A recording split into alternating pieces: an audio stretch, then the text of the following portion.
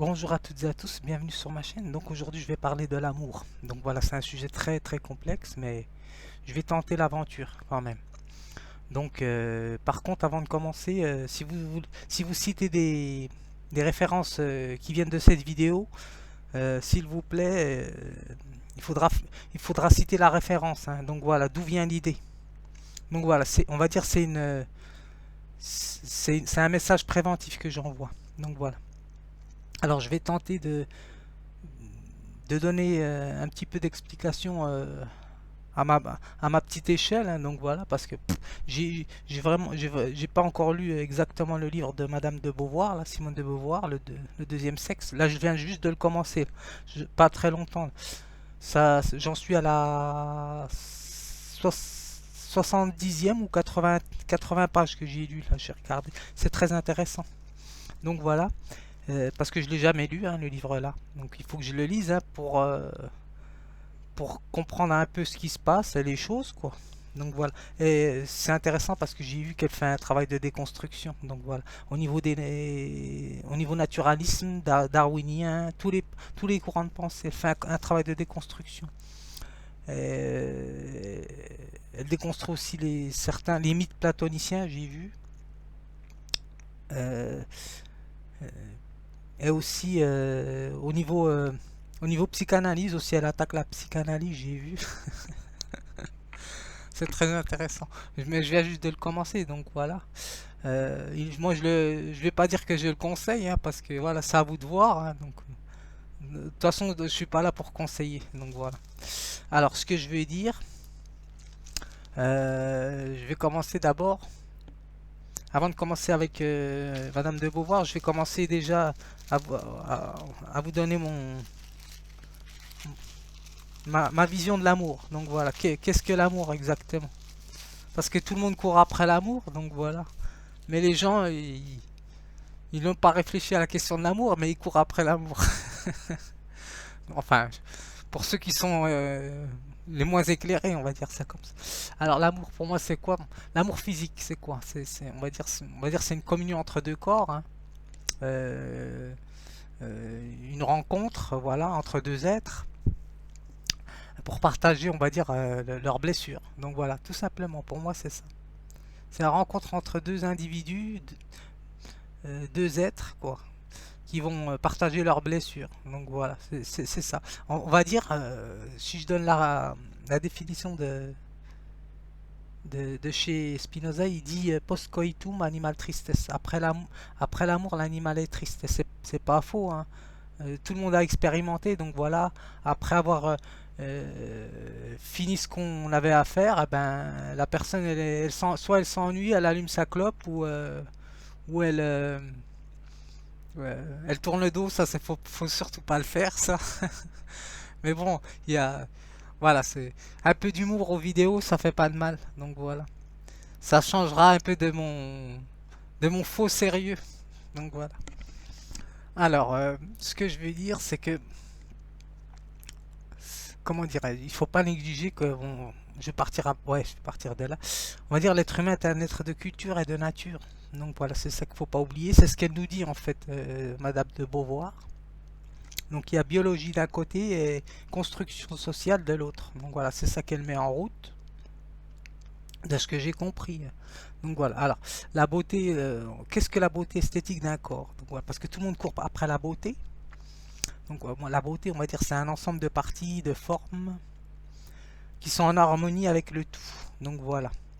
Ça pourrait même, donner la définition de celle, comment il s'appelle, de chez Platon. Donc il parle aussi de ça. C'est une harmonie entre, on va dire, c'est une asymétrie entre chaque partie du corps. Donc voilà. Mais comme dirait l'autre, la beauté, elle n'est que de profil, hein, donc voilà. Pourquoi on dit ça? Moi, je pense que on dit toujours la beauté n'est que de profil parce que la perfectibilité, chez le concept de Rousseau, ben, la perfectibilité, on ne l'atteint pas à sa perfection. Donc voilà. Même si par exemple on voit les mannequins ou une femme très belle, eh ben, il y aura toujours un petit défaut. Donc voilà. Et le maquillage est là pour ça. Donc voilà, c'est ça que je veux dire. Ça gomme, on va dire, les imperfections, le maquillage. Donc voilà. Alors, ce que je veux dire, pour avoir un beau corps, on va dire, c'est qu'il faut avoir un...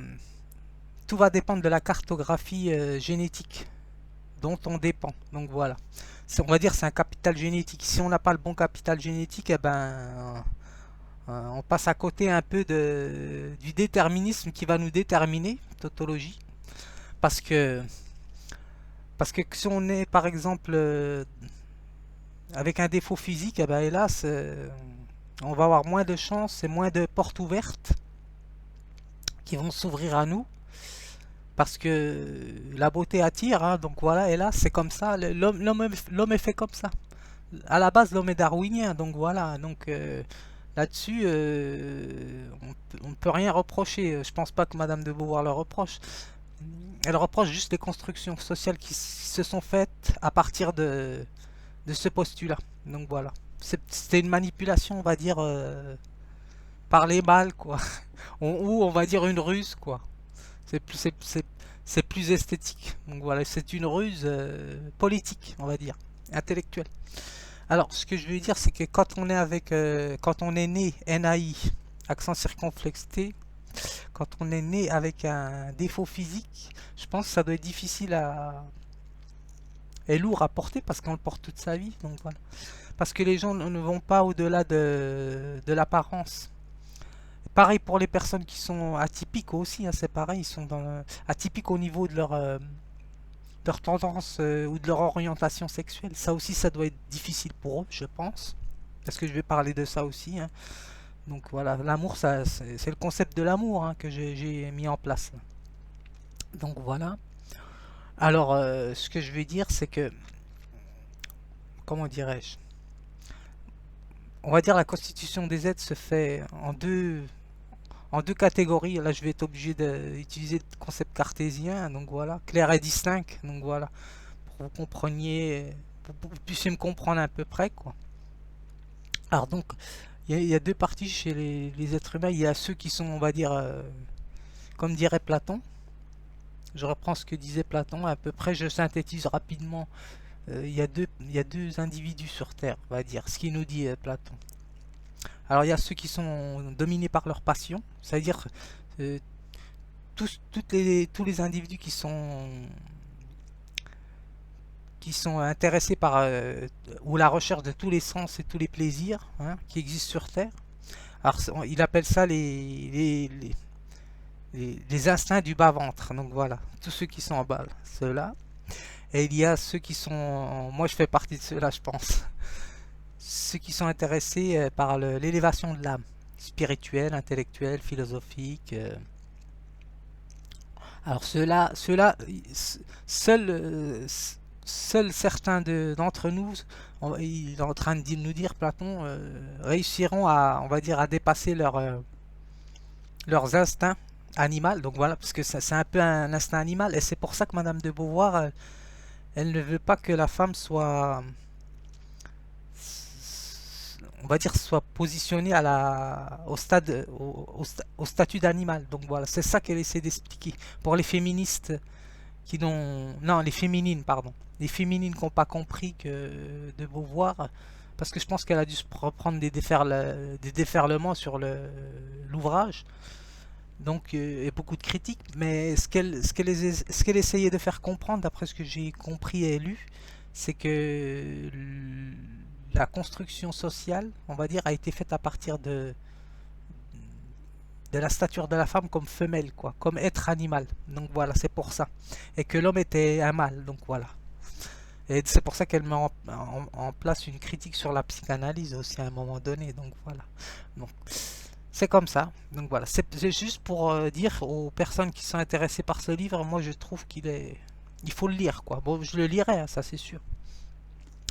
Donc voilà, alors tout le monde court après la beauté, donc voilà, surtout nous les hommes, donc voilà. C'est sûr que voilà, on n'échappe pas à ça. Et j'ai envie de lancer une petite phrase que je me suis un petit peu construite là. C'est que on va dire les jolies filles creusent des tombes, hein, donc voilà. Pourquoi je dis ça, les jolies filles creusent des tombes? C'est parce que tous les hommes courent après les jolies filles, hein, donc voilà. On est un peu... bougez pas, j'ai une bestiole. C'est un papillon. Non, pas un papillon, c'est un insecte. Hop, c'est pas grave. Donc voilà, c'est du direct. Vous voyez, je coupe pas moi, hein, donc c'est pas grave. J'ai pas envie de couper, donc voilà. C'est ce qui fait partie du quotidien, comme ce que je vous ai dit. Le quotidien, c'est une imperfection, le quotidien. C'est ça que je n'ai pas dit. Le quotidien, c'est de l'imprévu. Ça, je l'avais dit dans ma vidéo. Que je vous renvoie sur le quotidien et ses idées reçues. Et le quotidien, c'est quelque chose qu'on ne peut pas contrôler. Donc voilà. C'est un peu comme, on va dire, c'est un peu comme l'abandon quand on a un acte, on va dire, entre deux êtres. Donc voilà. C'est un peu ça. Alors, maintenant je vais parler du film que j'avais vu il y a longtemps, hein. C'est l'homme qui aimait les femmes de comment il s'appelle? Que je dise pas François Truffaut, que je dise pas de bêtises. Ouais, c'était François Truffaut en 1977. C'est pour ça que je vous dis, il aurait pu mettre comme titre, au lieu de l'homme qui aimait les femmes, il aurait pu mettre ce que je vous ai dit là, le titre. Enfin, que j'ai à peu près inventé, on va dire, reconstitué avec des mots. C'est les jolies filles creusent des tombes. Pourquoi je dis ça? Parce qu'à la fin, il meurt, hein, le passionné des femmes. Comment il s'appelle? Bertrand. Donc j'ai repris le synopsis là, je vais vous le lire. Alors, Bertrand travaille dans une entreprise d'aérodynamique. Il est autant amoureux des femmes que l'idée des femmes. C'est intéressant parce qu'il fait une réflexion sur les femmes. On va dire c'est un homme qui travaille dans une entreprise d'aérodynamique et au fur et à mesure, il va écrire un livre qui sera posthume, qui sera édité à sa mort, après sa mort. Alors, il est autant amoureux des femmes que l'idée des femmes, de la femme. Pour lui, toutes les femmes sont uniques et irremplaçables. Elles sont à la fois l'œuvre de sa vie, son inspiration artistique et la cause de sa mort. C'est pour ça que je vous ai dit, les jolies filles creusent des tombes. Et là on voit qu'il est dans les bas instincts, hein. Comme je vous ai dit, sur les concepts platoniciens de l'amour. Il est passion amoureuse. Là, il est dans une passion amoureuse. Donc voilà, il est à la recherche du... il est dans le manque, donc voilà. Il est toujours à la recherche de... C'est un coureur de jupons, donc voilà. Si, pour le faire court, voilà. Et coureur de jupons, je pourrais envoyer une petite métaphore, on va dire ça comme ça. Coureur de jupons avec... ou un aphorisme, hein, donc voilà. Coureur de jupons. Euh, En fait, ça me fait penser à l'enfant qui est toujours sous les jupes de sa mère. C'est pour ça que je vous dis que euh, l'homme n'est pas vraiment... L'homme qui court après les femmes n'est pas un homme. C'est ça que je veux dire. C'est un enfant. Donc voilà. C'est un gosse, quoi. Donc voilà. Comme ce que je vous avais dit. Et on va dire aussi que l'homme, plus il va être capable de contrôler ses instincts, on va dire, ses bas instincts, comme il dit Platon, et plus c'est un homme, quoi, en fait. C'est ça qui veut dire Platon. C'est la capacité à contrôler ses frustrations. Donc voilà. C'est ça un homme, en fait. Alors, bien qu'ils disent que normalement l'homme, il doit... Le vrai homme, le vrai homme, il doit... Il remet en question la sexualité, hein, donc voilà. Le vrai homme, il ne doit pas avoir de contact avec une femme, mais qu'avec des hommes. Donc voilà, comme ça se faisait à l'Antiquité, hein, donc voilà. Socrate a fait la même chose aussi. Et ça pose une question du mythe d'Aristophane. Donc voilà, si je renvoie directement là-dessus, c'est que voilà, on a une part d'androgynie, enfin, on a androgynie, on a une part masculine et une part féminine. Plus ou moins, plus on va être dominé par l'une des parties, ou avoir une tendance plus féminine, plus côté femme, donc la femme sera sera reliée, enfin elle sera attirée par une femme. Donc voilà, elle sera toujours à la recherche de sa moitié. c'est son côté femme domine. Donc voilà, il remet en question le côté sexualité. Et d'ailleurs, je pense que Freud a dû reprendre ce courant de pensée aussi. Donc voilà, alors je vais essayer de pas trop vous emmener dans mes embranchements neuronaux. Je vais juste parler de Madame de Beauvoir maintenant. Alors là c'est compliqué parce que j'ai pas vraiment tout lu.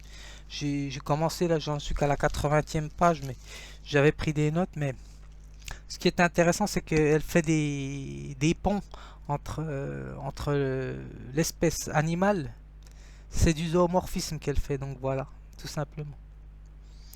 Elle a fait une transposition de l'être humain avec le comportement animal. Donc voilà. Elle renvoie c'est pour ça qu'elle rejette tout rôle d'une femme, on va dire, qui a le rôle de pondeuse, hein, donc voilà.